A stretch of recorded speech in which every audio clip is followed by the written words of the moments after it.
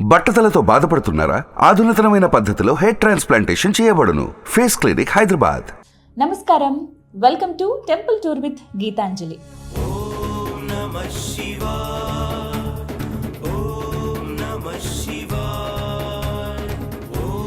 ఇవాల్టి కార్యక్రమం చాలా ప్రత్యేకమండి. ఎందుకో తెలుసా? మనందరం జీవితంలో ఒక్కసారైనా దర్శించుకోవాల్సిన క్షేత్రం ఇవాల్టి మన కార్యక్రమంలో చూడబోతున్నాం. అదే టెంపుల్ సిటీ తిరువన్నామలై. అదేనండి అరుణాచలం. నిత్యాయ శుద్ధాయ దిగంబరాయ తస్మై నకారాయ నమః శివాయ. ఓం నమః శివాయ. అరుణాచలేశ్వరుడి దయుంటే మనకి అన్నీ ఉన్నట్లే. మన జీవితంలో మనకు కావాల్సినవన్నీ అనుగ్రహించి మనకు ఒక ముక్తిని ప్రసాదించే దేవుడు ఆ అరుణాచలేశ్వరుడు. నిజంగా అక్కడ అడుగు పెట్టడమే ఒక పుణ్యం అని చెప్తానండి. ఎంత సుందరమైన ఆలయం అంటే మొత్తం 26 ఎకరాల్లో అద్భుతమైన ఆలయం మనకు కనిపిస్తుంది. నేను వెళ్ళినది శివరాత్రి రోజు, అంటే ఒక పండగ వాతావరణంలో నేను వెళ్ళాను. చాలా అద్భుతంగా కనబడుతుంది. వెలుగు జిలుగుల మధ్య దేదీప్యమానంగా దగదగా మెరిసిపోతుంది మొత్తం ఆలయం అంతా కూడా.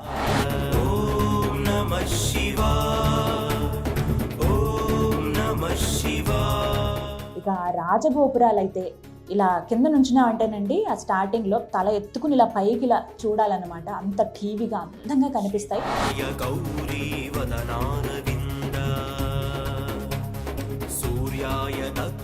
12 అంతరాల్లో మనకి రాజగోపురాలు ఉంటాయి. మొత్తం 4 రాజగోపురాలను మనం చూడొచ్చు. తూర్పు, పడమర, దక్షిణ, ఉత్తరం, ఇలా 4 ద్వారాలు అనమాట. లోపలంతా కూడా చాలా సుందరంగా ఉంటుంది. మొత్తం 26 ఎకరాల్లో ఉంటుంది టెంపుల్ ఆవరణే అన్ని ఎకరాలంటే అర్థం చేసుకోండి. ప్రతి ఒక్క గోపురానికి కూడా చక్కగా లైట్స్ అవన్నీ పెట్టారు. చాలా సుందరంగా కనిపిస్తుంది.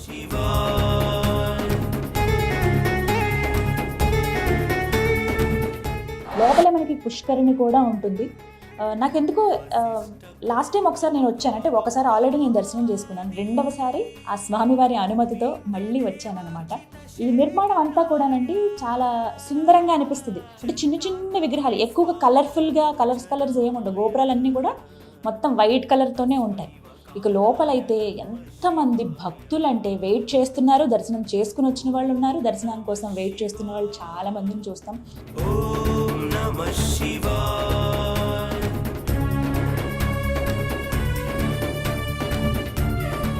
ఒక్కొక్కరు వచ్చి రాజగోపురం ఏదైతే ఉందో అక్కడ దీపారాధన చేసుకుని వాళ్ళు, అలాగే కర్పూరం ఒకటి వెలిగించి కొబ్బరికాయ కొట్టి స్వామికి దండం పెట్టుకుని గిరి ప్రదక్షిణ స్టార్ట్ చేస్తున్నారనమాట. ఇక ఈవినింగ్ నేను వెళ్ళింది అయితే రాత్రి సమయంలో దర్శనానికి వెళ్ళాను నేను స్వామిని దర్శించుకోవడానికి. ఉదయం నుంచి ఎంతోమంది భక్తులు ఉన్నారు. కేవలం శివరాత్రి రోజునే 6 లక్షల మంది స్వామిని దర్శనం చేసుకున్నారు. దర్శనానికి 5 గంటలు టైం పట్టింది సాయంత్రం వరకు. సాయంత్రం అంతా ఇంకా సులువు, ఎందుకంటే ఆ రోజు సాయంత్రానికి అందరూ గిరి ప్రదక్షిణకు వెళ్ళిపోయారు. ఇలా వెళ్తున్న వాళ్ళందరూ కూడా గిరి ప్రదక్షిణకు వెళ్ళేవాళ్ళే. ఇది ఎంట్రన్స్ అనమాట. ఇక్కడ నుంచి రాజగోపురం మనం చూడొచ్చు. చాలా సుందరంగా ఉంటుందండి. ఈ మధ్యలో ఈ బ్యారికేడ్స్ అవన్నీ పెట్టేశారు కదా, ఈ లోపల దీపాలు వెలిగించుకోవడానికి అవకాశం అనమాట. ఇంకొక పక్క ఏమో సాంస్కృతిక కార్యక్రమాలు అవుతున్నాయి. చిన్నపిల్లలు భరతనాట్యం అవన్నీ చేస్తూ ఉన్నారు.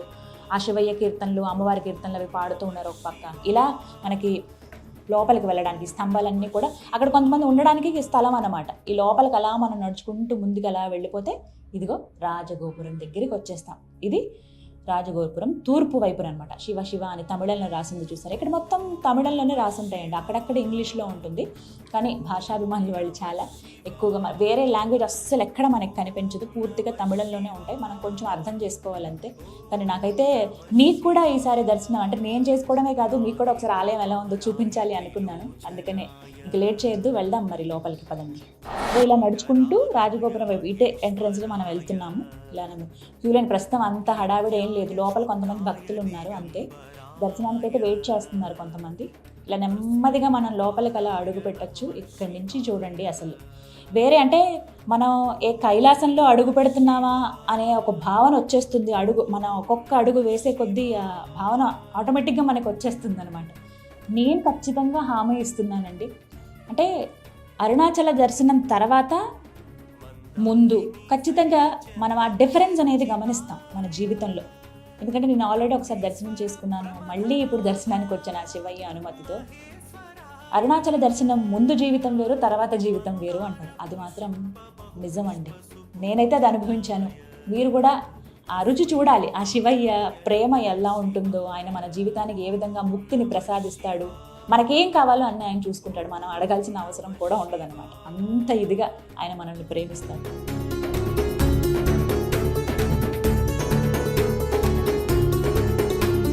శివాయ గౌరీ వదనారవింద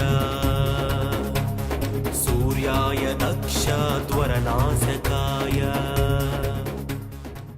అభిషేకానికి మురిసిపోయే అగ్నితో ధగధగలాడే ఆ శివయ్య దర్శనానికి వెళదామని లోపల మొత్తం ఆలయం మీకు చూపించాలని నేను నిర్ణయించుకున్నానండి.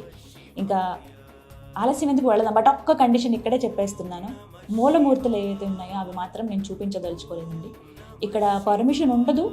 ఒకవేళ ఏమన్నా తీయాలి అని అనుకున్నా కూడా నాకెందుకో మనసు అంగీకరించట్లేదు. ఎక్కడ నేను మూలమూర్తులను ఫోటో తీయటం కానీ అవి వీడియోలో చూపించడం కానీ చేయను. వాళ్ళ పర్మిషన్ ఇది పర్వాలేదు తీయొచ్చు అని అంటేనే, ఎందుకంటే ఆ శక్తిని తట్టుకోవడం చాలా కష్టం. అది ఇక్కడికి వచ్చి మీరు దర్శనం చేసుకోవాల్సిందే, అదొక మాట అయితే చెప్తాను. ఇక వెళ్దాం, రండి లోపలికి వెళ్ళిపోతాం.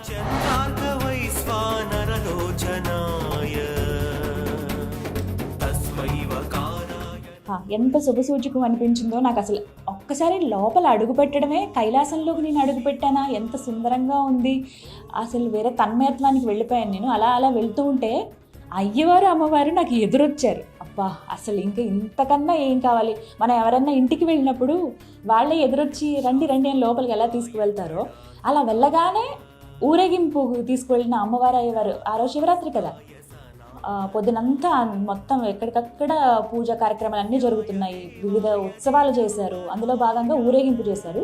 కరెక్ట్గా మేము వెళ్ళినప్పుడే ఇట్లా ఎదురొచ్చారనమాట. నాకు భలే సంతోషం అనిపించింది. అసలు వాళ్ళతో పాటు కొంచెం దూరం కూడా వెళ్ళిపోయాను. కాదు ఆలయం అంతా చూడాలి కదా, లోపలికి వెళ్ళి ఆ శివయ్య దర్శనం చేసుకోవాలి కదా అని చెప్పి ఇంకా మళ్ళీ ఇటు తిరిగిపోయాను అనమాట. కానీ అలా ఊరేగింపు చూస్తూ ఉంటే చాలా సంతోషం అనిపించింది నిజంగా. ఆ పసుపు చీరలో అమ్మవారు కానీ, లేకపోతే అయ్యవారు కానీ, ఆ నగలు అవి వేసుకుని బుజ్జి విగ్రహాలండి, కానీ ఎంత బాగున్నాయి. అందరూ ఓం నమ శివాయ ఓం నమ శివాయ అంటూ అలా చెప్తూ ఉంటే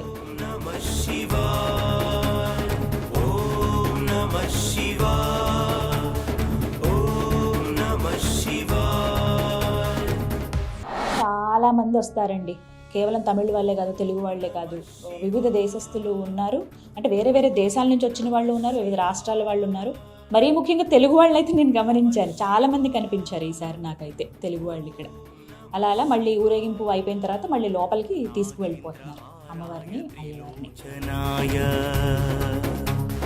భస్మాంగరాగాయ మహేశ్వరాయ నిత్యాయ శుద్ధాయ దిగంబరాయ. ఇక్కడ ఏంటంటే క్యూ లైన్స్ ఉంటాయి లోపలికి వెళ్ళగానే. మనకి గాలిగోపురం దాటుకుని మనం అలా ఆలయ ప్రాకారం లోపలికి అడుగు పెట్టేసిన తర్వాత, అంటే అక్కడి వరకు మనం అందరం కలిసి వెళ్ళిపోవచ్చు. ఇక్కడి నుంచి ఏంటంటే దర్శనానికి వెళ్ళే వాళ్ళకి క్యూ లైన్స్ అనేవి డివైడ్ అవుతాయి. ఒకటేమో 50 రూపీస్ దర్శనం ఉంటుంది, ఒకటేమో ఫ్రీ దర్శనం ఉంటుంది అనమాట. సో నేనైతే 50 రూపీస్ దర్శనం టికెట్ తీసుకున్నాను. అటునుంచే ఇంకా లోపలికి వెళ్తున్నాను. మనం ఇలా లోపలికి వెళ్ళగానే వేరే ప్రపంచంలోకి వెళ్ళిపోతాం. ప్రపంచం కూడా అన్నం, అదొక కైలాసంలోకి మనం వెళ్ళిపోయినట్టే. లోపల నుంచి చూసారంటే ఆ గోపురాలు కానీ, ఆ ప్రాకారాలు కానీ, ఆ ఆలయం ఎంత గొప్పగా ఉన్నాయో కదా, ప్రతి ఒక్కటి భలే సుందరంగా ఉంటాయి. ఇప్పుడు మనం చూస్తున్న ఈ ఆలయం అంతా కూడా అండి 8వ శతాబ్దంలో చోళులు నిర్మించారు. వాళ్ళ నిర్మాణ శైలే ఇదంతా కూడా. ఇక 50 రూపీస్ టికెట్ తీసుకుని క్యూ లైన్లోకి మనం వచ్చేసాము. నిజంగా లోపలంతా చాలా చక్కగా అలంకరణ చేశారు, పూలతోటి, అలాగే మొత్తం వెలుగు లైట్స్ తోటే అలంకరించారండి. నిజానికి శివయ్యని అలంకరణ అవసరం లేదు అని అంటారు. ఆయన ఎంత సింపుల్గా ఉంటారో, పెద్ద అలంకారాలు చేయటం అవేవి ఆయనకు అవసరం లేదు. కానీ అంటే మన సంతోషం కోసం, మన శివయ్యకి మనం ప్రేమతో చూడాలనుకుంటాం కదా వివిధ అలంకారాల్లో ఆయన్ని. అలా చూడడానికి మనమే తన్మయత్వానికి లోనైపోతాం ఆయన అలా చూడగానే. అందుకోసం ఇవన్నీ ఏర్పాట్లు అనమాట. ఇక అలా కొంచెం ముందుకు వెళితే ధ్వజస్తంభం దగ్గరికి వెళ్ళిపోతాం. అలా ధ్వజస్తంభానికి దండం పెట్టుకుని కొంచెం ముందుకు వెళ్తే ప్రధాన ఆలయంలోకి మనం అడుగు పెట్టినట్టే. అదిగో అక్కడ దూరంగా కనిపిస్తుంది చూసారా, అదే గర్భాలయం. స్వామివారు అక్కడే కొలువై ఉండేది. అదేనండి మన అరుణాచలేశ్వరుడు. నాకైతే ఎప్పుడెప్పుడు ఆ స్వామిని చూద్దామా అని ఉంది. ఇంకొక వైపు చూడండి, జనాలు వేడికి తట్టుకోలేకపోతున్నారు. ఒక మాట చెప్పాలి, మనం ఏ కాలంలో వచ్చినా, అది చలికాలం అయినా, ఎండాకాలం అయినా, లేకపోతే వర్షాకాలం అయినా, ఏ కాలంలో మనం వచ్చినా చెమట పట్టకుండా, ఆ చెమటతో తడవకుండా స్వామివారిని దర్శించుకోవటం అనేది చాలా చాలా అది కష్టం అన్నమాట. అంటే మనం ఎక్స్పెక్ట్ చేయలేము, ఏంటి ఇంత చెమట పడుతుంది, మనం చలికాలంలో వచ్చాం కదా అంటే స్వామి అక్కడ అగ్నిలింగేశ్వరుడు, అగ్ని వెదజల్లుతూ ఉంటుంది, చిమ్ముతూ ఉంటారు. అంటే ఆయన కోపంగా ఉన్నాడని అర్థం కాదు, ఆ తత్వమే అది. అంటే పంచభూతాల్లో ఒకటి కదా ఆ లింగం, అందుకే అగ్నిలింగేశ్వరుడుగా కొలువై ఉన్నారు కదా, ఆ మాత్రం వేడి ఉంటుంది. ఇక మనం ఇలా అనుకుంటాం కానీ గర్భగుడిలో అసలు ఎవరైతే అయ్యగారులు ఉంటారో వాళ్ళైతే చెమటలు కారుతారండి. బట్ అవేవి ఇంక వాళ్ళకి కనిపించవు, అవేవి లెక్క చేయరు అనమాట. ఇంకా స్వామిని తలుచుకుంటూ ఆయనకు పూజలు చేస్తూ అలా ఉంటారు. మొత్తం మీద అయ్యవారిని దర్శనం చేసుకున్నాను, ఎంత సంతోషంగా అనిపించిందో, చాలా చాలా బాగుంది. మళ్ళీ మళ్ళీ చూడాలని ఉంది, బట్ అందరికీ అవకాశం ఇవ్వాలిగా. ఇక బయటకు వచ్చేసాం మనం. తమిళనాడులో ప్రతి టెంపుల్లో దర్శనం తర్వాత మనకి విభూది ఇస్తారండి. అంటే శివయ్య గుడికి వెళ్తే విభూది ఇస్తారు, అలా అమ్మవారి గుడికి వెళ్ళాం అనుకోండి కుంకుమ ప్యాకెట్, ఇవే మనకి ప్రసాదాలుగా ఇస్తారనమాట. మనం వెళ్ళి ఇప్పుడు నార్మల్ టెంపుల్స్ మనం వెళ్ళి అక్కడ తీసుకుని కుంకుమ పెట్టుకోవడం కాదు, వీళ్ళు ఒక ప్యాకెట్లో వేసేసి అలా ఇచ్చేస్తూ ఉంటారన్నమాట. చక్కగా మనకు కావాల్సిన మనం ఇవ్వచ్చు, మనం తీసుకెళ్ళొచ్చు, మన దగ్గర ఉంచుకోవచ్చు, డైలీ మనం బొట్టు పెట్టుకోవచ్చు. ఇలా బయటకు వచ్చాక నటరాజస్వామి విగ్రహం చూడండి ఎంత సుందరంగా ఉందో కదా, శివయ్య ఎన్ని రూపాల్లో కనిపిస్తారో. అలా మనం స్వామివారి దర్శనం చేసుకున్న తర్వాత బయటికి ఇలా వస్తూ ఉంటే మనకి చాలా శివలింగాలు కనిపిస్తాయి. మరోవైపు నాయనార్లు, ఎవరైతే శివయ్య గురించి ఆయన తత్వం గురించి చెప్పున్నారో వారివి విగ్రహాలు అనమాట, నాయనార్లు అంటారు వాళ్ళని. వాళ్ళ విగ్రహాలు చూస్తాం. అలాగే అనేక దేవీ దేవతల విగ్రహాలు, మహర్షుల విగ్రహాలు, సుబ్రహ్మణ్య స్వామిని చూస్తాం మనం. ఇలా చాలా చాలా దేవాలను ప్రతిష్ఠించారన్నమాట. ఇవన్నీ కూడా విగ్రహాలు. అవి త్రిలోచనాయ భస్మాంగరాగాయ మహేశ్వరాయ నిత్యాయ శుద్ధాయ దిగంబరాయ తస్మై నకారాయ నమః శివాయ ఓం నమః శివాయ. అలాగే గణపతి అయితే నాకు భలే ముద్దుగా కనిపించారండి, చాలా ప్రత్యేకంగా ఉన్నారు ఇక్కడ, భలే ఉన్నాయి. అందరికీ కూడా వస్త్రాలు సమర్పించారనమాట. ఇక అక్కడి నుంచి మనం అలా బయటకు వచ్చేస్తే అమ్మవారి ఆలయంలోకి మనం ప్రవేశించినట్టేనండి. ఇక ఎప్పుడెప్పుడు అమ్మని చూద్దాం, అయ్యవారిని చూసాం, మరి అమ్మవారిని కూడా చూడాలి కదా. నాకైతే అమ్మని కూడా ఒక్కసారి దర్శనం చేసుకుని అమ్మ ఇలా ఉంది నా పరిస్థితి అని చెప్పుకోవాలంది.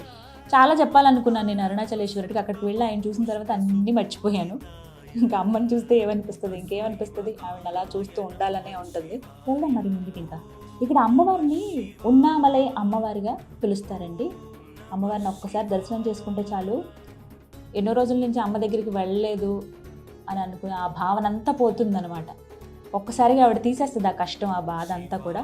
అయితే ఇక్కడ ఇంకొకటి గమనించాను నేను, అమ్మవారికి ఆవిడ ముందు కూడా నందీశ్వరులు ఉంటారు. మామూలుగా సింహం అమ్మవారి వాహనం అని చెప్తారు కదా, కానీ ఇక్కడ నందీశ్వరుడు ఉంటారు అమ్మవారికి ఎదురుగుండా. నిజంగా ఆయన అలా కూర్చున్నాడా బసవన్న అన్నట్టు అనిపిస్తుందండి నాకైతే. ఇక్కడ నందీశ్వరులు చాలా ప్రత్యేకం. శివయ్యకి ఎంత గొప్పగా మనం పూజ చేస్తామో నందీశ్వరుడు కూడా అంతే గొప్పగా పూజ చేస్తారు, అభిషేకాలు చేస్తారు ఇక్కడ.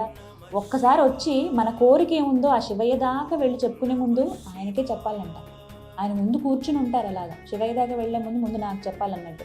మనం ఒక్కసారి స్వామి అని ఒక్కసారి ఆయన ఇలా నిమిరి ఆయన చెవిలో మన కోరిక చెప్తే ఆ బాధ్యత తను తీసుకుని, స్వామి నీ భక్తుడు ఈ విధంగా, లేకపోతే నీ భక్తురాలు ఈ విధంగా కష్టాలు పడుతుందంట, ఆమెకి కోరిక ఉందంట అని చెప్పి వెళ్ళి స్వామి దగ్గర డైరెక్ట్గా విన్నవిస్తారు. అందుకే చక్కగా మనం మర్యాదగా ఆయన ముందు వంగి ఆయన చెవిలో చెప్తే నిజంగా అది స్వామి దాకా చేరి మన కోరిక నెరవేరుస్తారు. ఓం నమః శివాయ ఓం నమః శివాయ.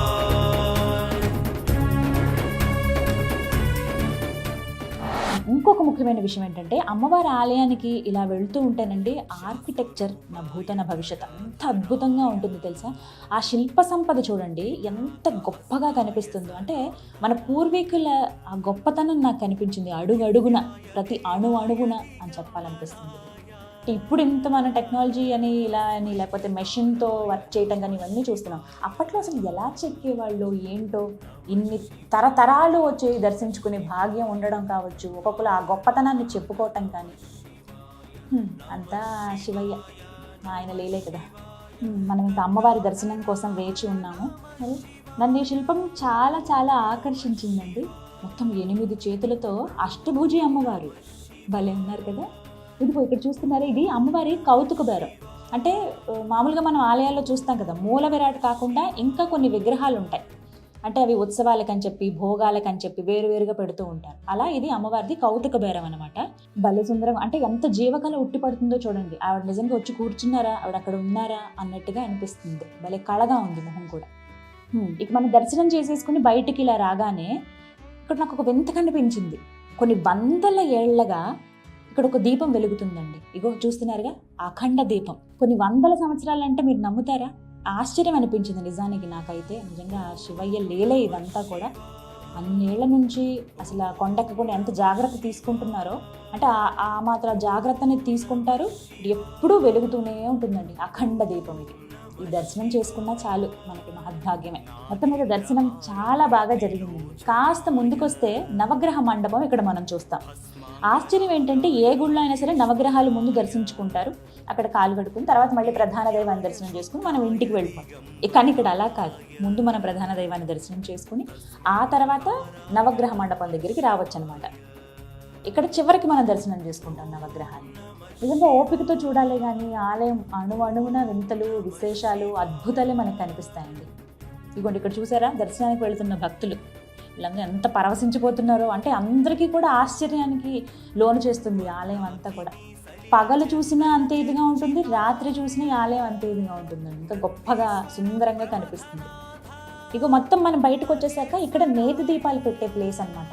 అందరు ఇక్కడ దీపాలు వెలిగిస్తారు. ఇక్కడే పుష్ప బహు పుష్ప సుపూజితాయ తస్మై మకారాయ నమః శివాయ ఓం నమః శివాయ. మొత్తానికి బయటకు వచ్చేసాము. అటు నుంచి కొంచెం ముందుకు వెళ్తే ప్రసాదం కౌంటర్లు ఉంటాయి ఇక్కడ. కానీ ప్రస్తుతం ప్రసాదం అయిపోయిందండి. ఇంతమంది భక్తులు వచ్చారు అంటే పొద్దున్న నుంచి కంటిన్యూగా, ఎంత చెప్పా కదా 6 లక్షల దాకా ఇప్పటివరకు దర్శనం చేసుకున్నారంట. అన్ని ప్రసాదాల్లో మనకు అందలేకపోయింది. ఏం పర్వాలేదు, స్వామివారి విభూది, అమ్మవారి కుంకుమ ఉందిగా, అదే మహాదివ్య ప్రసాదం. అది దొరకడమే చాలా అదృష్టం. అసలు ఈ ప్లేస్కి రావడమే అదృష్టం అనుకుని ఇంక నెమ్మదిగా నేను ఇంక బయటికి వెళ్ళిపోయాను. ఎందుకంటే నేను ఇంకా ఆ ట్రాన్స్లోనే ఉన్నాను. స్వామిని చూశాను, అమ్మవారిని చూశాను, ఆ ప్రాంగణంలో గడిపాను అని చెప్పి అదే ఆలోచన ఉంది నాకంతా కూడా. ఇలా ఈ క్యూ లైన్ లోపల నుంచే మళ్ళీ బయటకు వచ్చేస్తాం అన్నమాట. అరుణాచలేశ్వర అరుణాచలేశ్వర అరుణాచలేశ్వర, ఎంతటి మహద్భాగ్యం అయ్యా. ఎట్టకేలకు నా దర్శనం పూర్తయింది. లోపల అంత అంటే మనం నార్మల్గా నేను మీకు ఒక్కొక్కటి ఎక్స్ప్లెయిన్ చేసి చూపించేంత వెసులుబాటు లేదండి. ఎక్కువ మంది భక్తులు ఉన్నారు కదా, వాళ్ళని ఇబ్బంది పెట్టకూడదు. అందుకనే మొత్తం అన్ని విజువల్స్లో మీకు చక్కగా క్యాప్చర్ చేసి చూపించాను. మీరు కనుక ఆలయానికి వచ్చినప్పుడు ప్రతి ఒక్కటి కూడా డీటెయిల్గా చూడండి. ఇంకా చాలా ఉంటాయి. ఇంకొక ప్రత్యేకం కూడా ఉంటుంది ఇక్కడ, అది నేను చూపించదలుచుకోలేదు ఎందుకంటే మనం డైరెక్ట్గా వచ్చి చూడాలి. ఒక చిన్నగా అంటే ఏదైతే గర్భగుడి ఉందో ఆ పక్కకే మనకి ఎలా అయితే స్వామి ప్రస్తుతం అంటే ఇప్పటికీ అరుణాచలం పైన కొలువై ఉన్నారు, అంటే దక్షిణామూర్తిగా ఎలా అయితే కొలువై ఉన్నారో ఆ రూపం చిన్ని బుజ్జిగా మనకి ఒక దగ్గర చిన్న గుహలాగా ఉండే చిన్ని గోపురంలో మనకు కనిపిస్తుంది అనమాట. అది మనం స్వయంగా చూడాల్సిందే. నేనైతే చూశాను. అసలు మనం ఆ టైంలో తన్మయత్వానికి లోనవుతాం. నిజంగా అక్కడ ఒక శక్తి ఉందనే భావన నాకు. మీరు వచ్చినప్పుడు మాత్రం ఇక్కడ దక్షిణామూర్తి చిన్న విగ్రహం ఉందండి, శిల ఉందండి ఎక్కడ అని అడిగితే చెప్తారు ఎవరైనా కూడా. మీరు వెళ్ళి అక్కడ దర్శనం చేసుకోండి. మొత్తానికి నా దర్శనం అయితే పూర్తయిపోయింది. అబ్బా, ఎంతటి మహద్భాగ్యం అయ్యా శివ. ఒక్కసారి ఆ రాజగోపురానికి నమస్కారం చేసుకుంటాను. చివరిగా చెప్పాగా, రాజగోపురాన్ని స్వామివారి పాదాలకు సూచికగా భావిస్తారండి. అందుకనే వచ్చి పోయేవాళ్ళు దూరం నుంచి కూడా ఆ రాజగోపురానికి నమస్కారం పెట్టుకుని వెళ్తారనమాట. అరుణాచలేశ్వర అరుణాచలేశ్వర. నిజంగా చాలా చాలా బాగా జరిగింది నా దర్శనం అయితే. స్వామిని చూడగానే ఇందాక అన్నట్టు ఎన్నో అనుకున్నాను, అవి మాట్లాడాలి, ఇవి మాట్లాడాలి, అవి చెప్పాలి, ఇవి చెప్పాలి, అయ్యవారితో అమ్మవారితో అని కూడా. ఏది నాకు నోటి మాట రాలేదండి. అరుణాచలేశ్వరని అలా నా కళ్ళు 2 అప్పగించేశాను. అలా ఆయన్ని చూశాను. ఆ అగ్నిలింగేశ్వరులు ఎంత సుందరంగా స్వామిని అయితే నిండుగా అలంకరించారు. ఆ గంభీరత్వం కనబడుతోంది. లింగ రూపంలో ఆయన అలా కూర్చుని ఉన్నారు అన్నట్టుగా. అంటే ఇంతమంది భక్తుల్ని కరుణిస్తూ వాళ్ళ బాధలు, కష్టాలు, సుఖాలు వింటూ ఆయన విన్నారు నా మాట అని అయితే అనిపించింది. అంటే నేను డైరెక్ట్గా నోరు తెరిచి అడగలేను, కానీ నా మనసులో కోరిక ఏంటో ఆయనకి తెలుసు, నాకు ఏమి ఇవ్వాలో ఆయనకి తెలుసు. నేను అడగాల్సిన అవసరమే లేదు. చాలా మహద్భాగ్యం. చూసే భక్తులు ఎవరైతే ఉన్నారో, ఎవరైతే రావాలనుకుంటున్నారో, నేను చాలామంది నోటి నుంచి విన్నాను కదండి, ఎన్నోసార్లు అనుకున్నాం వెళ్ళలేకపోతున్నాం. ఎవరైతే అలా అనుకుంటున్నారో శివ, వాళ్ళందరూ నీ దర్శనానికి రావాలయ్యా, వాళ్ళందరికీ ముక్తిని ప్రసాదించని మాత్రం కోరుకున్నాను ఆ అరుణాచలేశ్వరుని, ఆ అమ్మవారిని. మీ అందరికీ కూడా ఆ అరుణాచలేశ్వరుడి దర్శన భాగ్యం కలగాలని కోరుకుంటున్నాను. ఆయన రూపం ఇంకా నా కళ్ళల్లోనే కనపడుతోంది. అది అలా మనసులో పెట్టుకుని వెళ్తాను మళ్ళీ నేను తిరిగి. ఎప్పుడెప్పుడు చూద్దామా మళ్ళీ మళ్ళీ మళ్ళీ మళ్ళీ అని ఉంది.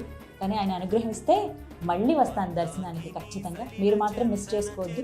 మన జీవితంలో ఖచ్చితంగా ఒక్కసారైనా మనం దర్శించుకోవాల్సిన క్షేత్రం అరుణాచలం. ఓం అరుణాచల శివ. ఇది వాళ్ళ temple tour with Geetanjali. Pushpa బహు పుష్ప సుపు